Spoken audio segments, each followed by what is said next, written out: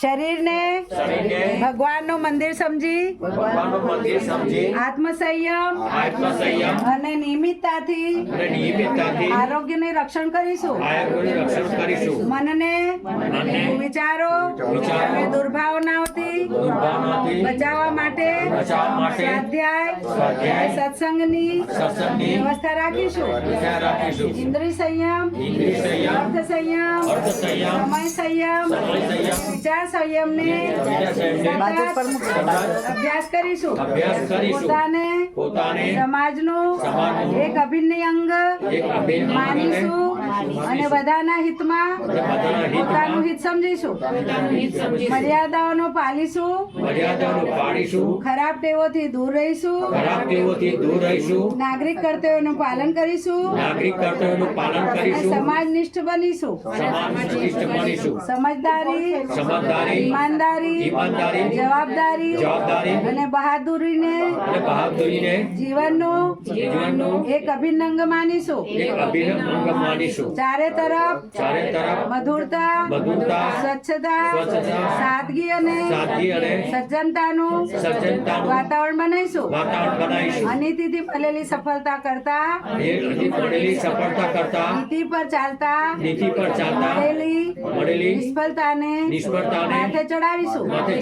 માણસનું મૂલ્યાંકન તેની સફળતાઓ, યોગ્યતાઓ અને વિભૂતિઓથી નહીં, પરંતુ તેના સદવિચારો અને સત્કર્મો દ્વારા કરીશું. બીજાની સાથે એવો વ્યવહાર નહીં કરીએ જે અમને પોતાના માટે પસંદ ના હોય. અમે નર અને નારી પ્રત્યે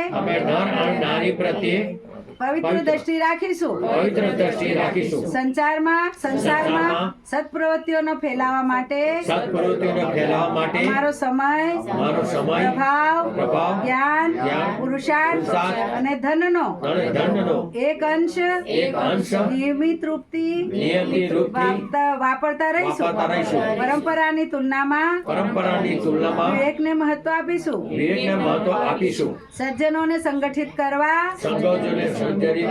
અનીતિ સામે લડવા અને નવસર્જનના કાર્યોમાં પૂરી રુચિ લઈશું.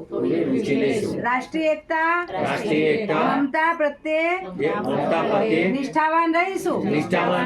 જાતિ, લિંગ, ભાષા, પ્રાંત, સંપ્રદાય વગેરેના કારણે પરસ્પર કોઈ પણ પ્રકારનો ભેદભાવ નહીં રાખીએ.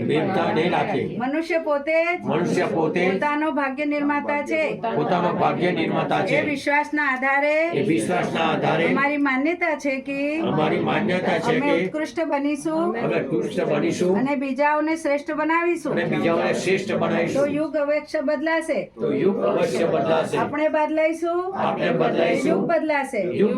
આપણે સુધરીશું, તો યુગ સુધરશે. એ તથ્ય પર અમને સંપૂર્ણ વિશ્વાસ છે. બોલે જય ગુરુદેવ.